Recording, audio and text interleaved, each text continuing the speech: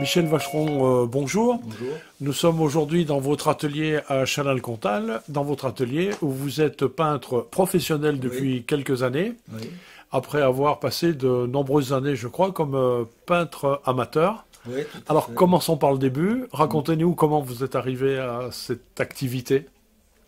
Disons que j'ai toujours aimé depuis ma plus tendre enfance la peinture. J'ai toujours dessiné. J'étais un rat des expositions, si on peut dire, à Saint-Étienne. J'avais 14, 15, 16 ans. À 16 ans, je suis allé voir une exposition des artistes indépendants forésiens qui se tenait à France-États-Unis, à Saint-Étienne. Et donc là, j'ai été abordé par un des vieux peintres de l'époque qui a remarqué mon manège, quoi. Ça faisait 2 ou 3 fois que je venais voir l'expo. Et il me dit, écoute, tu as l'air de t'intéresser à la peinture. J'ai dit, oui, bien sûr. Et ce monsieur, c'était Étienne Chabrier, qui était donc ancien professeur des beaux-arts à la retraite, et qui m'a finalement s'est pris d'amitié pour moi, m'a demandé de lui montrer ce que je faisais. Ça lui a plu. Il m'a fait entrer à l'association. J'ai fait de nombreuses expositions avec cette association. J'y suis resté une quinzaine d'années à peu près, à participer à toutes leurs expositions. Alors évidemment, c'est lui qui m'a fait. Je suis autodidacte, hein, donc j'ai pas fait d'études aux Beaux-Arts pour la peinture, mais j'ai eu la chance d'avoir un professeur pour moi tout seul, puisque ce monsieur, j'allais le voir à son atelier. C'est lui qui m'a fait découvrir les grands maîtres. C'est lui qui m'a appris à peindre sur le motif. On allait dans le Pilat, vers Rochetaillé, tous ces coins, pour peindre sur le motif. Voilà, jusqu'à sa mort. Ensuite, j'ai quitté la société au bout d'une quinzaine d'années. Et j'ai commencé à participer de plus en plus à des salons nationaux et internationaux, un peu dans toute la France. J'ai adhéré à un autre groupement de peinture, le CIBA, à Marseille, Club international des beaux-arts de Marseille, avec qui j'ai participé à de nombreuses ventes aux enchères, c'était leur spécialité. Je les ai quittés au bout de quelques années. Et de par les divers salons auxquels j'ai participé, un peu partout en France, j'ai fait des connaissances, tout ça, des rencontres, ce qui m'a amené à commencer à exposer en galerie, à Lyon, puis à Paris également, à plusieurs reprises. Et puis j'ai adhéré également à une société très, très dynamique qui s'appelle A-Inter, qui est une société de peinture de Vittel, drivée par la peintre Fujiro. Et avec A-Inter, j'ai participé à de nombreux salons internationaux, où j'ai eu quelques prix, quelques médailles, médailles d'or, médailles d'argent, des médailles de vermeil, de bronze, enfin bon. J'ai eu un prix avec eux, j'ai eu un grand prix de l'impressionnisme en 2016 à Saint-Valahougue, en Normandie.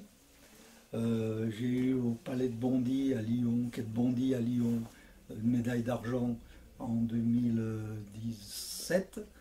Une médaille d'or à Ternay également en 91. Enfin, je vous donne ça dans le désordre, mais bon. Avant d'avoir participé à Oui. toutes ces expositions, je crois que vous avez un parcours scolaire en dessin Ah, qui est particulièrement remarquable, ou en tout cas qui mérite d'être compté. disons qu'à l'âge de 14 ans, j'avais une prof de dessin qui s'intéressait à ce que je faisais, quoi. Et j'avais un bon coup de crayon. Et elle nous avait demandé de faire un petit tableau sur le mode impressionnisme. Il fallait représenter un sous-bois, comme ça, de tête. J'ai fait un tout petit dessin, un petit sous-bois. J'avais eu la meilleure note, j'avais eu 18 sur 20. Et suite à cela, cette prof m'a prêté un bouquin sur les impressionnistes. Et c'est là que ça a été le déclic. J'ai vraiment découvert les impressionnistes, l'impressionnisme. Et ça a été ma voie. Je suis parti là-dedans. Et je crois que je ne les ai jamais quittés. Je suis toujours resté un peintre impressionniste et attiré par l'impressionnisme. J'aime beaucoup l'expressionnisme également, enfin, d'autres formes d'art, mais je reviens toujours à l'impressionnisme. Autre question Oui. concernant vos tableaux, les sujets principaux, ce sont des paysages, Ben, des scènes de la vie? beaucoup de scènes de vie. J'adore peindre des terrasses de bistrot, des scènes de marché, des gens qui se baladent dans la rue, beaucoup de marines aussi. Je suis très attiré par la Bretagne particulièrement. J'ai peint beaucoup de ports bretons, de paysages marins. J'aime également faire des nus, beaucoup de nus également. Enfin, c'est par période, périodiquement. Là, il y a 7 ou 8 ans que je n'en avais pas fait. Là, je redémarre dans des séries de nus actuellement. Quand j'ai fait des nus, ça a toujours bien marché en général. Je ne fais pas de très grands formats, des petits tableaux intimistes, mais ça marche bien. Je participe à la 3e biennale artistique de Montbrison, les 28, 29, 30 juin. Et puis alors, mon expo phare, celle à laquelle je tiens particulièrement, Saint-Galmier, le caveau des arts, du 20 au 29 septembre 2019. Mais là, Saint-Galmier, vous êtes un peu chez vous. Ouais, Saint-Galmier, oui, je me sens vraiment chez moi. C'est un lieu où je reviens fréquemment, enfin régulièrement, tous les 2 ans depuis l'an 2000. On vous a vu pendant l'été dernier à Marolles. Oui, ça a été une expérience intéressante. Je suis allé à Marolles sur l'invitation des peintres de Marolles. Je suis resté 2 week-ends. Ça a été très enrichissant et ça a bien marché.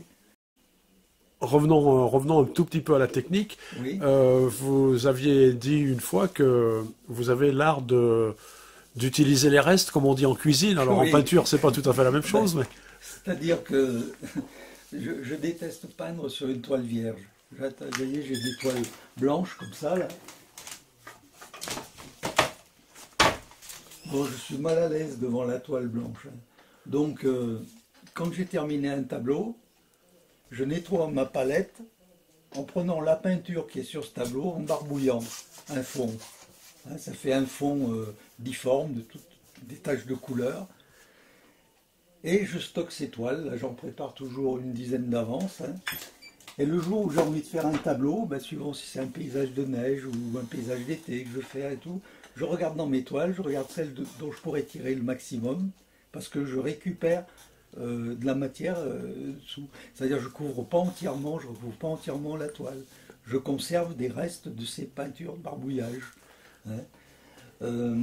Par exemple, là j'ai un tableau que je considère comme raté, un petit tableau. Et je vais rattaquer carrément dessus un autre paysage. Ça sera peut-être une marine, ça sera peut-être un nu, ça sera peut-être n'importe quoi, mais je garderai à certains endroits des taches de couleur. Très bien. Je n'aime pas travailler sur la toile blanche. C'est un peu comme l'écrivain devant la page vide. Et bien sur cette idée technique et de recyclage bien dans la mode, bien dans l'air du temps, on a l'économie. Montbrison TV vous remercie.